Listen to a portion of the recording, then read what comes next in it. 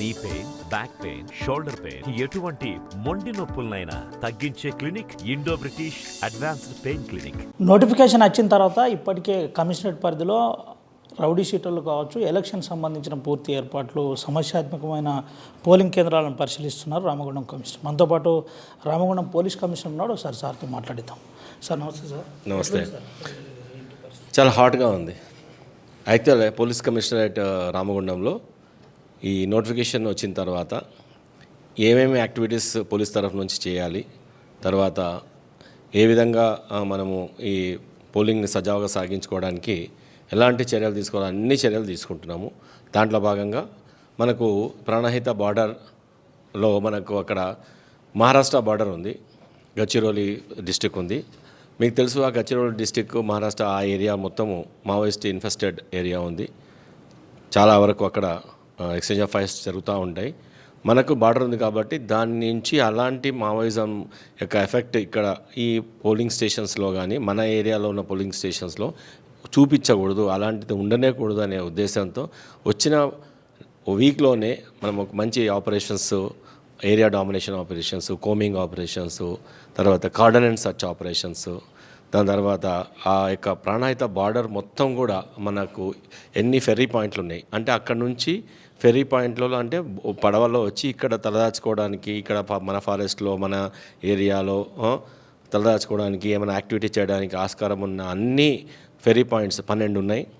నీలువాయి and Kotapalli police station ఏరియాలో ఆ 12 ferry పాయింట్స్ని టోటల్గా ప్లగ్ చేసేసాం.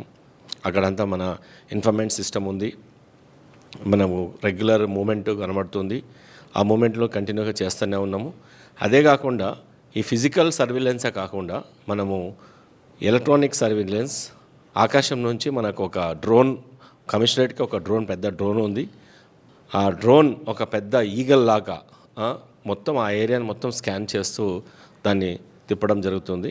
ఆల్రెడీ మేము 2 సార్లు దాన్ని మొత్తం స్కాన్ చేసుకున్నాము. యాజ్ ఆఫ్ నవ్ అయితే అక్కడ ఎల్డబ్ల్యూకి సంబంధించింది ఏమంత యాక్టివిటీ లేదు. అయినా మేము ఫ్యూచర్లో మన ప్రజాప్రతినిధులు క్యాన్వాసింగ్ కోసం కానీ ఇంకా పబ్లిక్ని రీచ్ అవ్వడానికి డిఫరెంట్ ఏరియాస్లో, ఇంటీరియర్ ప్లేస్లో తిరిగే ఛాన్స్ ఉంది కాబట్టి అన్ని కల్వర్ట్స్, అన్ని రోడ్స్ సిస్టమేటిక్గా 1 బై 1 మనము స్టెరిలైజ్ చేసుకుంటూ బాంబ్ డిస్పోజల్ స్క్వాడ్తో అన్నీ చెక్ చేసుకుంటూ వస్తూ ఉన్నాము. అది కూడా కంటిన్యూ అవుతుంది. ఎంటైర్ కమిషనరేట్ అది కంప్లీట్ అయిపోతుంది.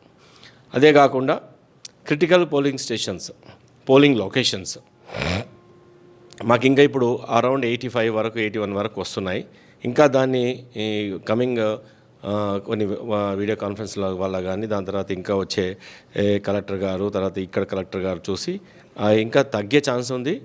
ఎందుకంటే ఇక్కడున్న సినారియో బట్టి వాటిని కూడా చూసుకొని దానికి ఎంత ఫోర్స్ ఇవ్వాలి అవన్నీ చూసుకుంటున్నాం. సో ఆల్ క్రిటికల్ పోలింగ్ స్టేషన్స్ని మా వాళ్ళకి ఇన్స్ట్రక్షన్ చేయడం జరిగింది. అందరూ కూడా ఆ పోలింగ్ స్టేషన్స్ లొకేషన్స్లో వెళ్ళి పోలింగ్ ఒక బూత్ ఎలా ఉంది, దానికి ఏం ఫెసిలిటీస్ ఉన్నాయి, అవి దానికి ఎక్కడ క్యూ లైన్స్ ఎట్లా ఉంటాయి అన్నీ మా ఎస్ఐస్ ప్రతి పోలీస్ స్టేషన్ అన్నీ చూసుకొని వచ్చున్నారు. అదే కాకుండా వాళ్ళందరినీ అన్ని పోలింగ్ స్టేషన్లో చూసుకొచ్చిన తర్వాత వాళ్ళకి ఒక ట్రైనింగ్ క్లాసులు కూడా ఇక్కడ కండక్ట్ చేయడం జరిగింది.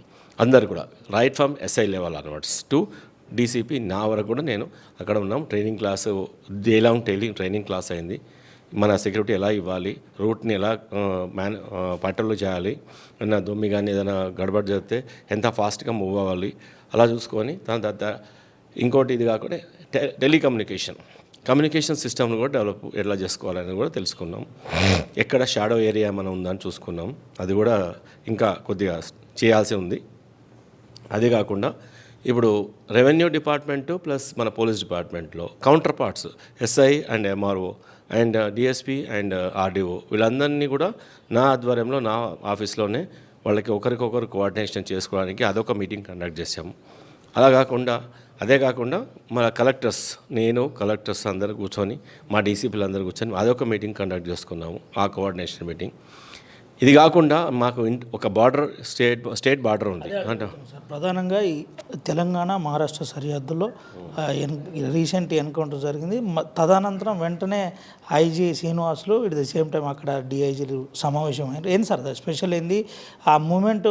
ఇంకేమన్నా ఉందా లేదంటే ఏంది పరిస్థితి?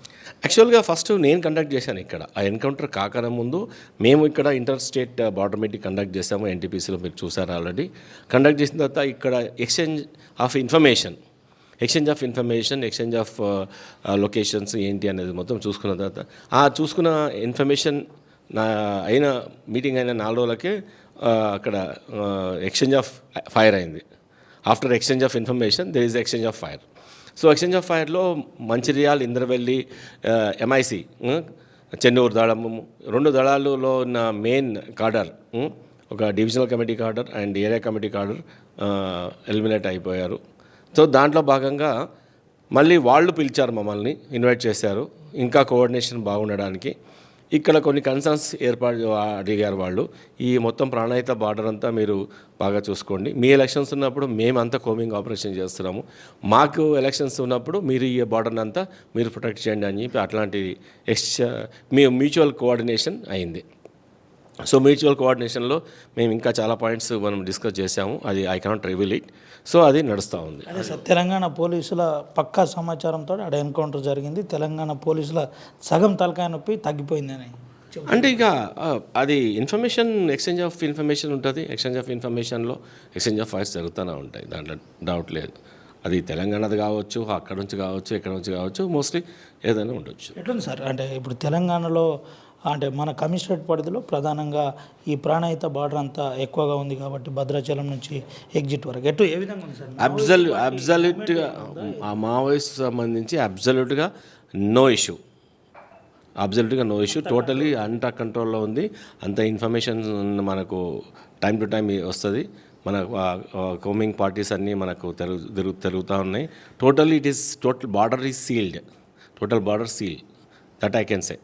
మీరు వచ్చిన తర్వాత ప్రధానంగా రౌడీ షీటర్లు కావచ్చు, సస్పెక్ట్ ఉన్న వారికి అందరికి కౌన్సిలింగ్ నిర్వహిస్తున్నారు. ఎట్లుంది సార్ రెస్పాన్స్? ఎట్లుంది మీ కౌన్సిలింగ్? రౌడీ షీటర్లకి కౌన్సిలింగ్ అంటే ఏదో థ్రెటన్ చేసో కానీ లేకపోతే ఇంకేదో కానీ కాకుండా వాళ్ళని పూర్తిగా మానసికంగా వాళ్ళని పరివర్తన చేయించాలనే ఉద్దేశంతో నా యొక్క మీటింగు, నా యొక్క స్పీచ్, నా యొక్క ఇదిగా ఉంది. ఎందుకంటే అదే ఎక్కడ మనిషికి ఎక్కడ కొట్టాలనో అక్కడ కొట్టాలి. మైండ్ పరంగా పూర్తిగా మైండే చేంజ్ చేస్తారు. మైండ్ బ్రెయిన్ వాష్ చేస్తే వాడు ఎప్పటికీ చేయలేడు. అందుకనే ఇందాక నేను చూశాను వాళ్ళందరూ సో ఒక్కమ్మడిగా ప్రతిజ్ఞ చేసినట్టు మేము ఎప్పుడు చేయము, అసలు చేయడం అనేది మాకు కొంతమంది అయితే అనుకోని కారణాలలో దాంట్లో క్రైమ్లో ఇరుక్కొని వాళ్ళ మీద రౌడీ షీట్ ఓపెన్ అయినాయని రిక్వెస్ట్ చేస్తారు. చాలామంది ఏడుస్తున్నారు, చాలామంది బాధపడుతున్నారు.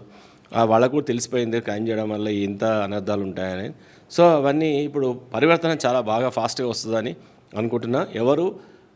నేను ఇప్పుడు చెప్పిన స్పీచ్ తర్వాత ఆ యొక్క వార్నింగ్ తర్వాత ఎవరు అట్లా చేయాలని అనుకుంటున్నా. నేను కూడా కమిషనరేట్ పరిధిలో ఉన్న లైసెన్స్డ్ వెపన్ ఎవరున్నారో వాళ్ళందరూ సరెండర్ చేయాలన్న పరిస్థితి ఏంటి సార్? ఇప్పుడు దాకా ఎన్ని అయినాయి అసలు?